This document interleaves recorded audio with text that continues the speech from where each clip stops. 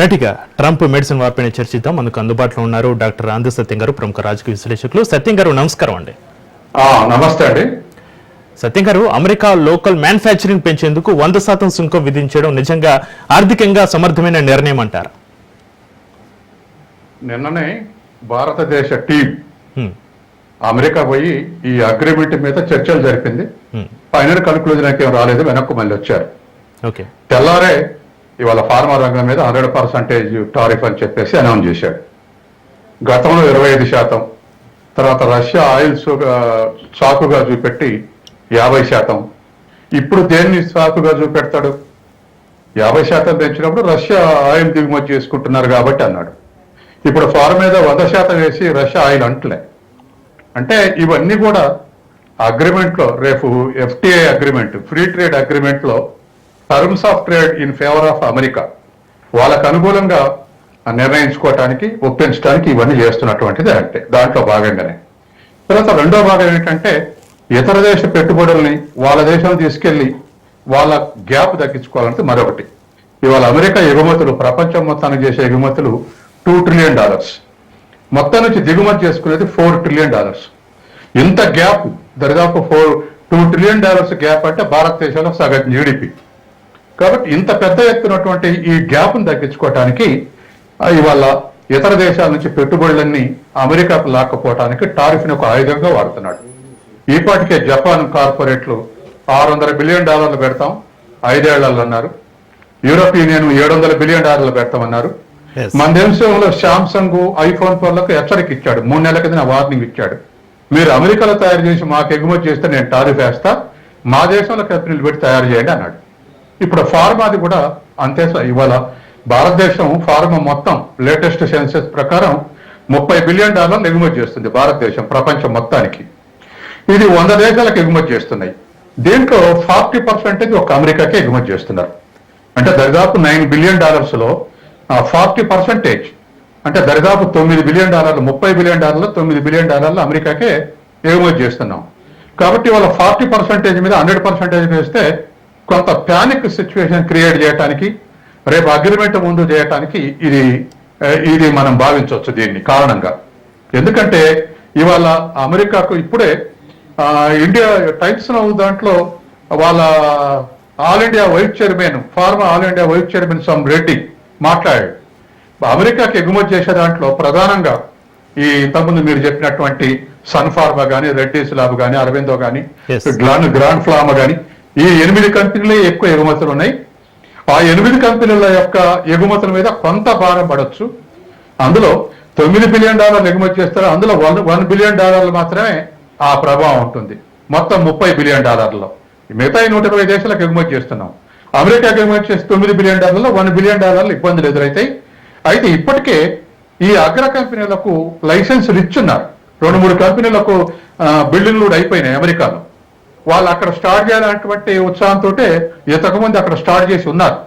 కాబట్టి ఇవాళ pharma company మీద ఒక ప్యానిక్ క్రియేట్ చేయటం తప్ప దీర్ఘకాలంలో దీన్ని ఎదుర్కోగలమని చెప్పేసి ఆ వైస్ చైర్మన్ స్టేట్మెంట్ ఇచ్చాడు. ఏదేమైనా ఇవాళ ఉన్నటువంటి పరిస్థితుల్లో ఒకదానికి ఒకటి తోడు చేసి భారతదేశం మీద ప్రెజర్ బిల్డప్ చేసి 25 నుంచి 50%, 50% నుంచి 100% పెంచి ఒక ప్యానిక్ సిచ్యువేషన్ క్రియేట్ చేసి తనకు అనుకూలంగా అగ్రిమెంట్ వచ్చే విధంగా ప్రయత్నం చేస్తున్నాడు.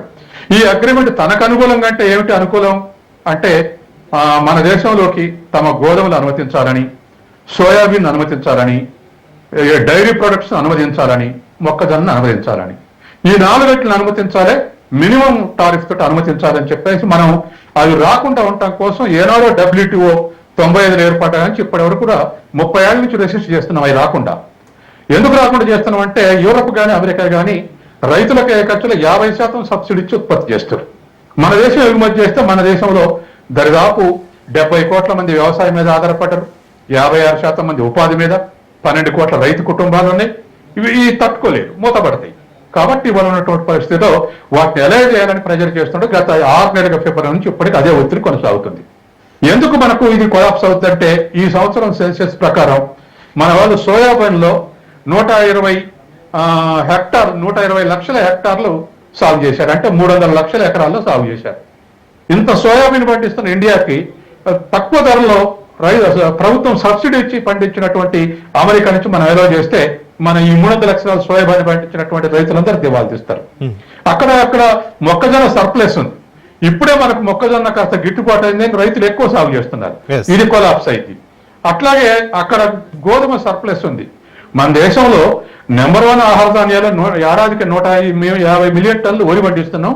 సెకండ్ పొజిషన్ గోధుమదే, 130 మిలియన్ టన్నులు పండిస్తున్నాం. అటువంటి గోధుమని దివాళా చేయడానికి అక్కడ సర్ప్లస్ గోధుమలు మనం ఎలా చేయమంటున్నాడు. అట్లాగే డైరీ ప్రొడక్ట్స్, ఈ 4గా నేను చేస్తే ఈ దేశంలో ఖాయంగా రైతాంగ తిరుగుబాటు వస్తుంది. కాబట్టి WTO అనుగుణంగానే మన రైతు చట్టాలు చేస్తే ఢిల్లీ చుట్టూన్నటువంటి 4 రాష్ట్రాల ప్రజలు తిరుగుబాటు చేస్తే వెంటనే మోడీ వెనక్కు తీసుకున్నాడు. ఆ సిచ్యువేషన్ క్రియేట్ చేయాల్సి ఉంటుంది. వాటి మీద ఒత్తిడి చేసి ఇవాళ అగ్రిమెంట్ చేసుకోవాలన్నది ట్రంప్ యొక్క ఆలోచన. దానికి అనుగుణంగానే ఆ ఒత్తిడి కొరకే ఇవాళ 25%, 50%, 100% అని చెప్పేసి టారిఫ్లు ప్రయోగిస్తా ఉన్నాడు. తర్వాత లాంగ్ టర్మ్ ఆయనకున్నటువంటి లక్ష్యం ఏంటంటే ఇతర దేశాల పెట్టుబడులు తన దేశం చేసుకోవటం, టారిఫ్లు తట్టుకోలేక వీళ్ళే పెట్టుబడులు చేసిపోయి అమెరికాలో ఉత్పత్తి చేయటం, ఒకటి పెట్టుబడులను ఆకర్షించడం. రెండోది పెట్టుబడులు పోతే ఉద్యోగిత కూడా అమెరికాకు ట్రాన్స్ఫర్ అవుతుంది కాబట్టి అమెరికాలో ఉద్యోగిత తెచ్చుకోవటం. రెండో వైపు ఇతర దేశాలు రాకుండా ఇప్పుడే మొన్ననే $1,00,000 అనౌన్స్ చేశాడు. ముందు నెలకు $1,00,000 వెనక్కు తీసుకొని ఒకసారి $1,00,000 పే చేయాలంట. ఇప్పుడు అమెరికా పోయే వాళ్ళు ఎవరు కూడా H1B మీద $1,00,000 కట్టి పోయే స్థితి ఉండదు ఏ దేశస్తులు కూడా. కాబట్టి అట్లా లేబర్ని రాకుండా చేయటం, వర్క్ ఫోర్స్ రాకుండా చేయటం, క్యాపిటల్ మాత్రం రప్పించుకోవటం, ఈ 2 వ్యూహాలతోటి వారు అమెరికా ఇటువంటి అమలు జరుపుతున్నారు. ఎదురు తిరిగిన దగ్గర దారికి వచ్చాడు. మనం ఎందుకు తొందరపాటు ఎందుకు అని చెప్పేసి అనుకున్నాం. కానీ చైనా మీ మీద 250% టారిఫ్లు విధిస్తానంటే చైనా కౌంటర్గా మేము 200% వేస్తున్నాడు. చివరికి అగ్రిమెంట్, తాత్కాలిక అగ్రిమెంట్ 30% దగ్గర అగ్రిమెంట్ చేసుకున్నాడు. అట్లాగే మన చుట్టూ ఉన్నటువంటి ఏషియన్ కంట్రీస్ అన్నిటి కూడా 10, 19, 20% టారిఫ్ ఉంది. ఇప్పుడు మనకన్నా చౌకగా వాళ్ళు బియ్యం ఎగుమతి చేస్తారు, వాళ్ళు పత్తి ఎగుమతి చేస్తారు, వాళ్ళు అన్ని మనకన్నా తక్కువకి ఎగుమతి చేస్తే అమెరికన్ మార్కెట్ లో మన ఖరీదు అయితే వాళ్ళ చీప్ అయితే వాళ్ళు అమ్ముడు పోతాయి, మన అమ్ముడు పోవు. కాబట్టి ఈ విధమైనటువంటి పరిస్థితిని ట్రంప్ సృష్టిస్తున్నాడు. ఇది కొత్తగా వచ్చింది కాదు, మనం చేసుకున్నటువంటి తప్పే. గత 10 ఏళ్లుగా అమెరికా తోటి మిత్రత్వం తోటి మనం అమెరికా ఉన్న తర్వాత ఇంకా మిగతా వాళ్ళు లెక్క చేయాలనే పరిస్థితిలో వ్యవహరించినాం. అలా వ్యవహరించడం వల్ల మన విదేశాంగ విధానాల లోపాలు వచ్చినాయి. నేపాల్ దూరం అయింది, భూటాన్ దూరం అయింది, బంగ్లాదేశ్ దూరం అయింది, శ్రీలంక దూరం అయింది, మాల్దీవ్స్ దూరం అయింది. ఎట్లాగా శత్రువు పాకిస్తాన్ ఉన్ననే ఉన్నాడు. కాబట్టి చిన్న చిన్న విభేదాలతోటి మనం చైనా నుంచి ట్రేడ్ కొనసాగుతుంది. 130 బిలియన్ ట్రేడ్ ఉంది చైనా తోటి మనకి ఇప్పటికి కూడా. కానీ కృత్రిమ ఘర్షణలతోటి అది అమెరికాకు దగ్గర ఎవరికల్లా ఇవాళ పాకిస్తాన్కు మనకు వైరుధ్యం రావడంతో అమెరికా నిజస్వరూపం బయటపడింది.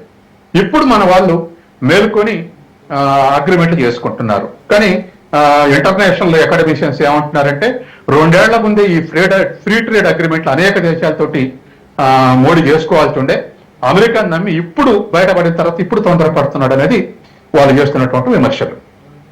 అయితే మరో చర్చ అయితే నడుస్తుంది. అమెరికా లోకల్ మ్యానుఫ్యాక్చరింగ్ అమెరికా ఇన్నాళ్ళు చేయలేని పని ఇప్పుడు చేయగలుగుతుందా అన్న చర్చ కూడా ఒకవైపు జరుగుతుంది. సత్యం గారు, ఇప్పుడు అమెరికా గత 50 ఏళ్ళుగా అనుసరించినటువంటి వ్యూహం ఏంటంటే తయారీ రంగాన్ని వదిలేసి, తయారీ రంగాన్ని వదిలేస్తే పొల్యూషన్, ట్రేడ్ యూనియన్స్, అనేకమైనటువంటి ఎన్విరాన్మెంట్ ఇష్యూస్ వస్తాయి. సర్వీస్ సెక్టర్ ఎగుమతులు చేస్తే సరిపోద్దని చెప్పేసి వాళ్ళు సర్వీస్ సెక్టర్ ఎగుమతి చేశారు. ఎందుకంటే వాళ్ళ ఎగుమతుల్లో మీరు కనుక చూస్తే దరిదాపు 1/4 సర్వీస్ సెక్టార్ ఉంది. కాబట్టి అట్లా ఎగుమతి చేసినటువంటి స్థితిలో తయారీ రంగం ఇతర దేశాల మీద ఆధారపడాల్సి వస్తుంది. మీరు ఆశ్చర్యపోతారు ఒక లెక్క చెప్తే. మెక్సికో చిన్న దేశం ఆర్థికంగా $509 బిలియన్ దిగుమతి చేసుకుంటుంది అమెరికా. చైనాకు $140 బిలియన్ ఎగుమతి చేస్తే $460 బిలియన్ చైనా నుంచి ఎగుమతి చేసుకుంటుంది. $430 బిలియన్ కెనడా నుంచి ఎగుమతి చేసుకుంటుంది. ఆఫ్ కోర్స్ మన నుంచి $87 బిలియన్ దిగుమతి చేసుకుంటుంది. అంటే తనకన్నా చిన్న దేశాల నుంచి 509, 463, 430 ఇట్లా దిగుమతులు చేసుకుంటుంది. అవన్నీ చిన్న ఆర్థిక వ్యవస్థలు. అంటే చూడండి తయారీ రంగం ఎంత వీక్ గా ఉన్నది అమెరికాలో. ఇప్పుడు తొందరపడుతున్నాడు. ఇతర దేశాల మీద ఆధారపడి బతకాల్సి వస్తుంది. ఉద్యోగాలను ఇతర దేశాలకు తరలిపోయినాయి, ఇండస్ట్రీస్ అన్ని ఇతర దేశాలకు తరలిపోయినాయి. వాటిని రప్పించుకోవాలంటే టారిఫ్ ఒక ఎకరం పెట్టి ఇతర దేశాల దిగుమతులు టారిఫ్ వేసి పెంచితే వాళ్ళే వచ్చి ఇక్కడ ఇండస్ట్రీస్ పెట్టుకుంటారు అనేటువంటి వ్యూహంతో వాళ్ళ ఈ సంస్కరణలు అమలు జరుపుతా ఉంది. ఎదురు తిరిగితే ఉదాహరణకు ఆయన అనుకున్నటువంటి అన్ని ఫెయిల్ అవుతూ వస్తున్నాడు. ఇప్పుడు వెక్సలు ఉన్నాడు. మొన్న నిన్న ఈఎన్ఓలో మాట్లాడిన స్పీచ్ లో పిచ్చిగా మాట్లాడాడు. మీరు 15 నిమిషాలు మాట్లాడాడంటే 56 నిమిషాలు మాట్లాడాడు. దాంట్లో తలా తోక లేకుండా మాట్లాడాడు. ఎందుకు మాట్లాడేట్లా అంటే రష్యా మీరు ఇండియా ఆయిల్ కొనవద్దు అంటే మనం ఎదురు తిరిగాం, కొంటాం అన్నాం. చైనా దిగుమతి చేసుకోవాలంటే నిరోడు చెప్పడానికి అది చైనా. యూరోపియన్ యూనియన్ కంట్రీస్ కు మీరు ఇంకా రష్యా మీద టారిఫ్లు ఎక్కువ ఏంటంటే వాళ్ళకు ఆయిల్ గ్యాస్ పోయేది రష్యా నుంచే యూరోప్ దేశాలకు, వాళ్ళు వినలేదు. ఇట్లా ప్రపంచంలో ఎవరు చెప్పినా వినపోయేసరికి ఇప్పుడు ట్రంప్ కన్ఫ్యూజన్ లో ఉన్నాడు.